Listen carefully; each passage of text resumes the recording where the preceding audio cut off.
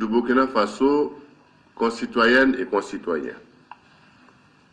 Hier, 15 janvier 2016, pour la première fois de son histoire, notre pays a été victime d'une série d'attaques terroristes, barbares, ignobles, d'une ampleur sans précédent et d'une lâcheté inouïe. D'abord, dans l'après-midi, dans le secteur du Nabao, dans la province de Loudala, un convoi officiel de la gendarmerie nationale a été attaqué, faisant 2 morts et 2 blessés, dont un dans un état critique. Ensuite, dans la soirée à Ouagadougou, à l'hôtel Splendide, à l'hôtel Yibi et au café Cappuccino, une attaque armée suivie d'une prise d'otage a occasionné, selon un bilan provisoire, 28 morts, une cinquantaine de blessés civils, 4 blessés parmi les forces de défense et de sécurité, dont un militaire français, 2 policiers militaires burkinabés. 3 terroristes tués pour le moment, le ratissage étant toujours en cours. 156 otages libérés. Enfin, toujours dans la nuit du 15 au 16 janvier, le docteur Kenneth Arthur Elliott et son épouse Jocelyne, de nationalité australienne, installés à Guibo depuis 1972 et responsables de la clinique Elliott dans cette localité, ont été enlevés. Une alerte générale a été donnée aux forces de défense et de sécurité dans la zone pour les retrouver et capturer les auteurs de cet enlèvement.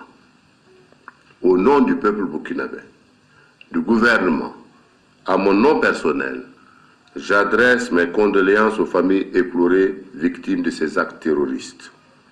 Tous mes vœux de prompt rétablissement accompagnent les personnes blessées.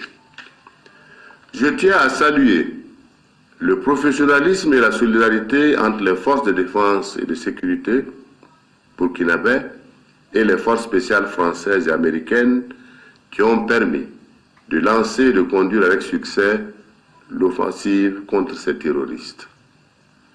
Peuple du Burkina Faso, concitoyennes et concitoyens, cet acte criminel d'une rare barbarie perpétrée contre d'innocentes personnes et que l'organisation criminelle d'Al-Qaïda au Maghreb islamique vient de revendiquer, vise à déstabiliser notre pays et ses institutions républicaines et à saper les efforts de construction d'une nation démocratique, paisible et prospère. Or, c'est pour reconquérir, préserver et consolider ces valeurs de démocratie, d'état de droit, de justice, de liberté et de progrès que notre peuple insurgé s'est battu depuis les 30 et 31 octobre 2014 et lors du coup d'État du 16 et 17 septembre 2015 jusqu'au succès des élections couplées présidentielles et législatives du 29 novembre 2015, marquant le retour à une vie constitutionnelle normale au Burkina Faso. Aujourd'hui encore, face à ces terroristes et à leurs actes ignobles, nous devons nous mobiliser pour apporter la riposte appropriée afin de les mettre hors d'état de nuire. Ma conviction établie que dans l'unité et la cohésion nationale, nous sortirons victorieux de cette guerre qu'ils imposent à notre peuple ainsi qu'à tous les autres peuples du monde épris de paix et de liberté.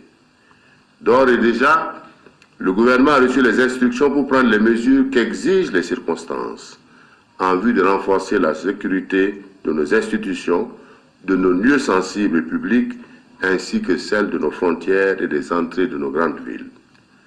Nous devons les mettre en œuvre dans la rigueur et la discipline, parce que désormais, la lutte antiterroriste fait partie de notre quotidien.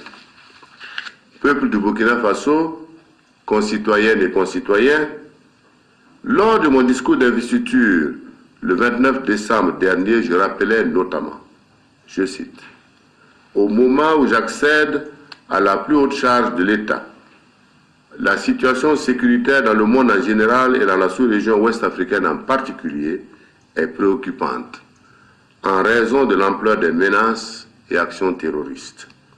C'est pourquoi nous devons mutualiser nos moyens de défense, nos informations entre nos pays et de concert avec tous les autres pays qui luttent contre le terrorisme dans le monde pour présenter un front uni contre ces fléaux qui menacent l'existence même de nos États. Fin de citation.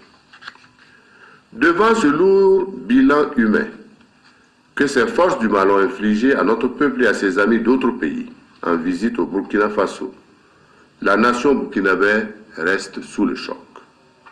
Aussi, ai-je décidé qu'à compter du dimanche 17 janvier 2016, un deuil national de 3 jours sera observé sur l'ensemble du territoire national et dans toutes les représentations diplomatiques et consulaires du Burkina Faso à l'étranger.